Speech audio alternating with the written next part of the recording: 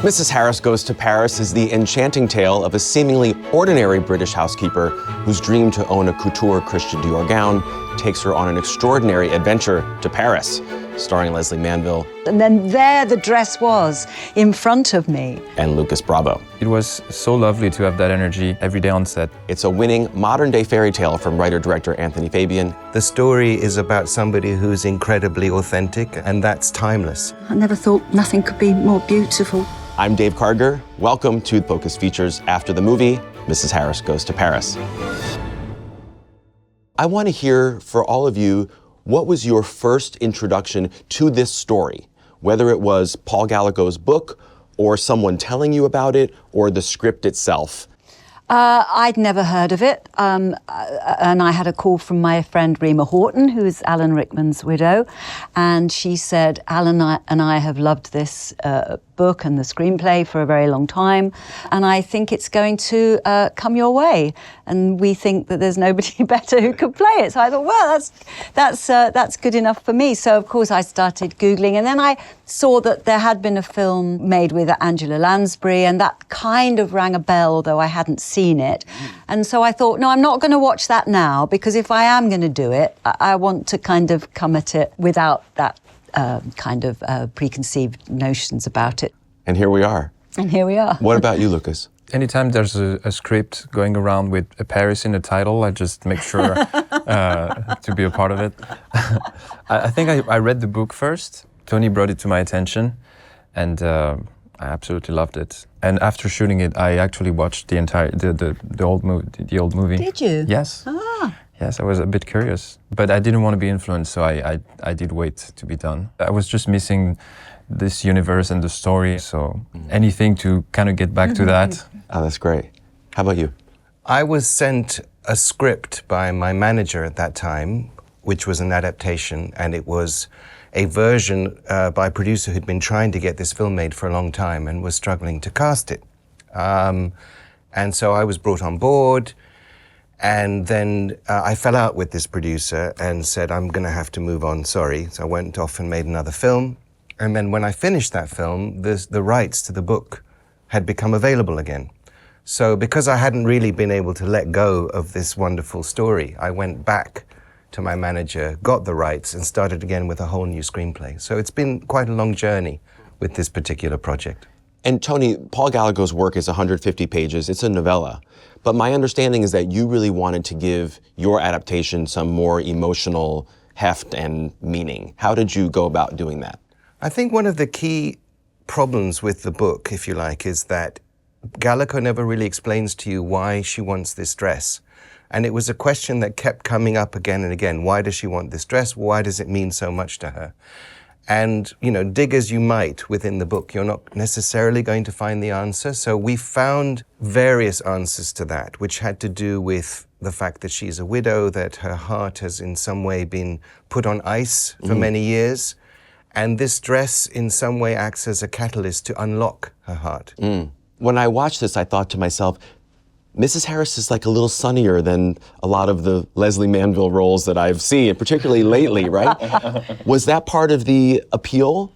Yeah, I think you're spot on with that. Listen, I've got no complaints about my career thus far, but I am usually slitting my wrists emotionally or practically. I think the whole thing for me as a performer to do a film that is much more wholesome and unashamedly happy and positive. But also, you know, Ada is as complex as any of the characters that I've played that have more problems, and I had to do my job in the same way. You know, I had to create her and make her real and believable. But it was definitely, in terms of a career move, it's a good one because it's nice to mix it up a bit. Yeah.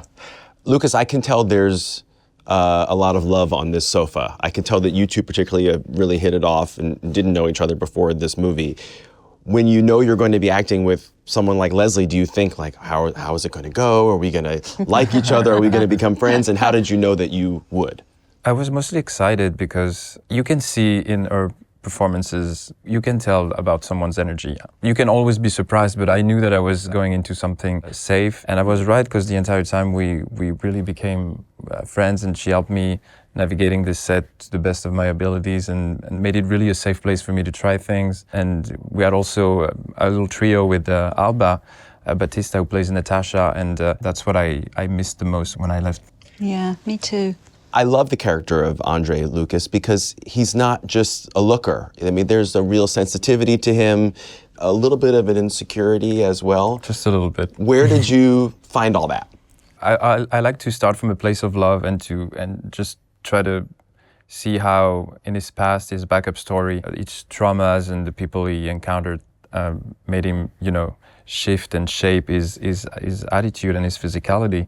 Looking back at my teenage life, being super insecure, I really tapped into that, because that's the entire story. That's the struggle he's going through in the movie, because he cannot talk to Natasha. He's contemplating, is observing, but he's never able to verbalize his emotions. A couple of people had said to me along the way, you can't cast Luca, he's too good looking, nobody's going to believe that he doesn't have the confidence to chat up this girl and so on. And I actually brought it up with him, and he explained to me about his own childhood insecurities and feelings, and convinced me that he would be able to do that convincingly, and of course he more than did. That's great. Lesley, were there women, either real or fictional, that partly inspired this performance as Ada? I've seen some people compare her to Mary Poppins. I don't know if you see that or not, but were there people you were drawing from?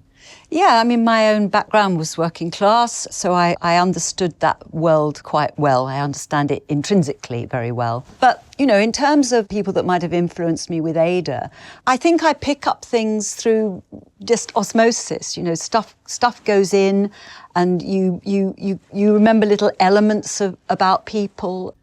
It's so fascinating to see kind of the inner workings of a fashion house like Dior in this film. What I'm understanding is that you had access to things like blueprints of the actual building to give it a sense of realism. What was it like to have all of that authenticity be part of the project? Yeah, I think the key word is authenticity. The story is about somebody who's incredibly authentic, and how her authenticity helps to unmask other people who are in some way hiding their true natures. And that principle then, for me, had to be carried out throughout the production design, the costumes, everything had to be authentic, like Ada is. And so we had the great good fortune that Dior deemed us worthy of helping, that we would be of sufficient quality, that they would be willing to lend their name to the production. And so they gave us full and free access to all of their architectural drawings. So we recreated the interior of the House of Dior exactly as it was. And then, of course, we had access to the archives of the couture as well. And so Jenny Bevan was able to spend a lot of time studying the costumes and creating a journey for that fashion show, which was again authentic, because it started with day wear, cocktail dresses, then ball gowns, and then finishing with a wedding dress, which is how they did things. Huh. Your costume designer, Jenny Bevan, is fabulous. 3-time Oscar winner most recently, this year for Cruella. What was it like for you to wear her creations that she and her team put together?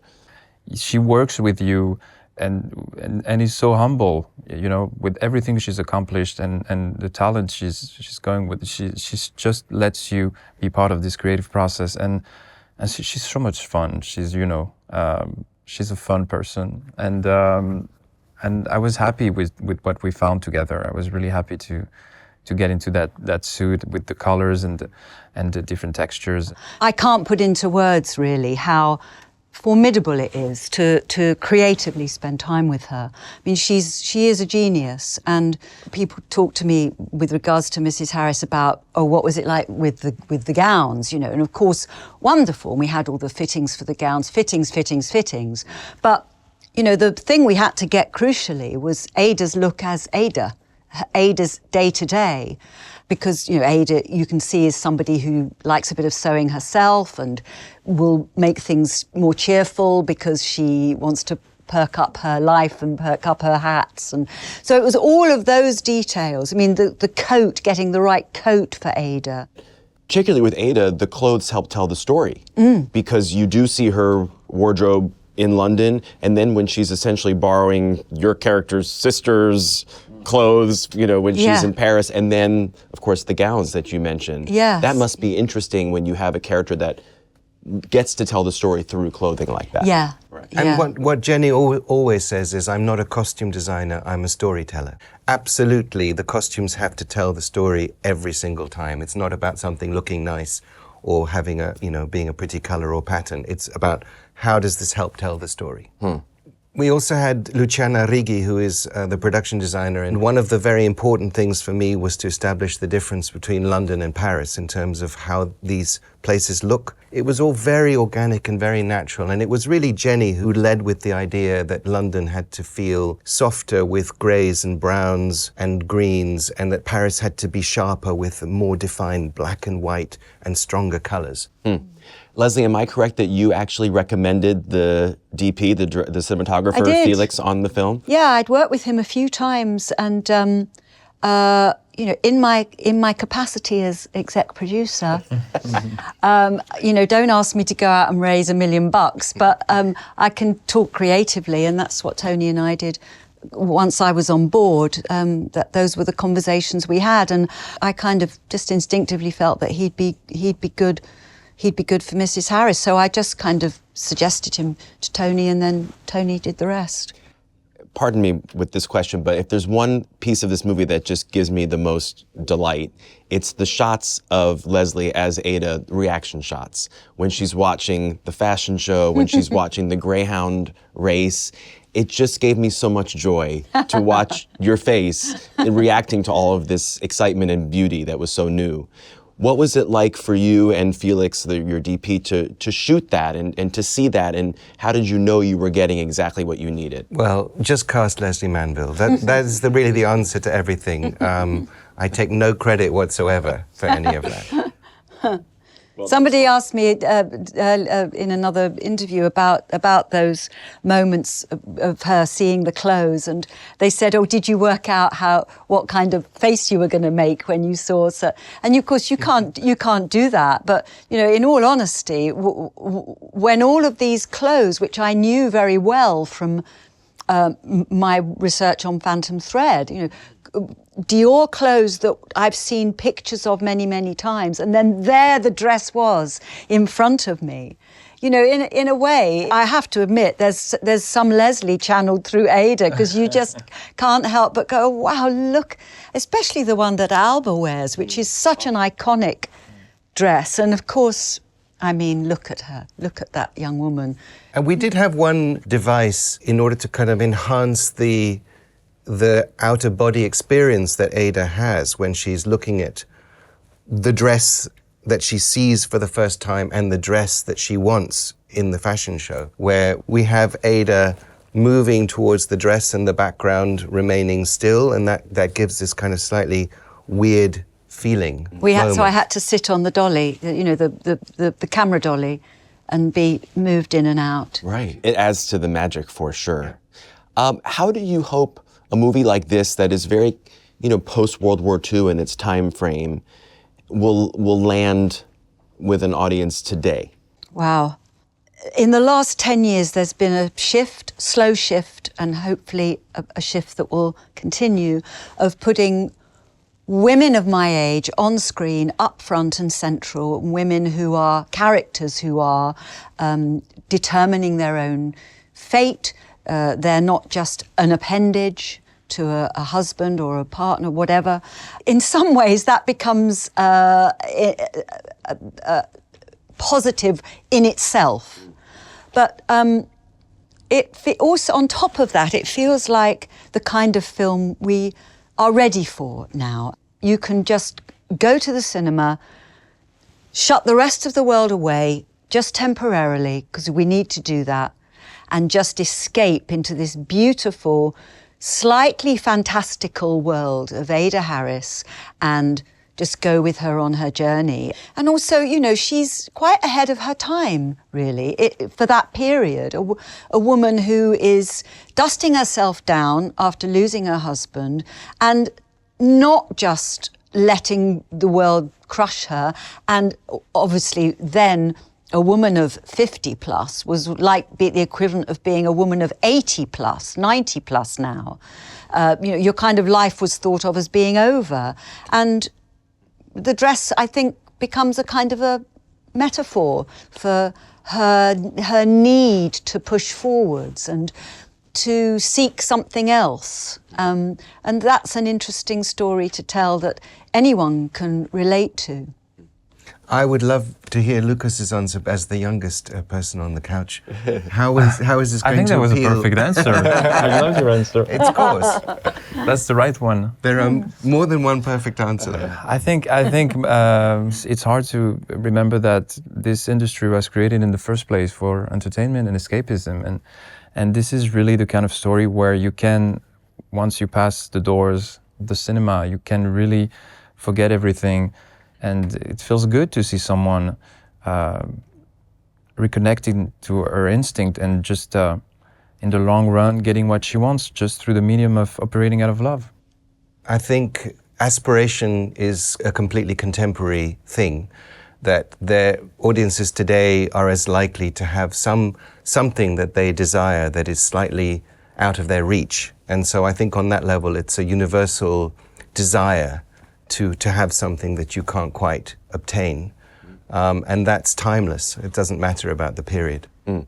Well, as the three of you well know, this was only the first of 4 Mrs. Harris books by Paul Gallico. So who's up for a sequel? Where's this going? Raise your hand if you'll make a sequel. I'm ready. And we'll bring Andre back for we've the got to. Moscow and New York versions, right? Yeah. Just coming on vacation to see that everybody's going well. Thanks so much. It's great to see all of you. Thank you so much for watching after the movie. If you have not already, be sure to watch Mrs. Harris Goes to Paris, now playing in theaters.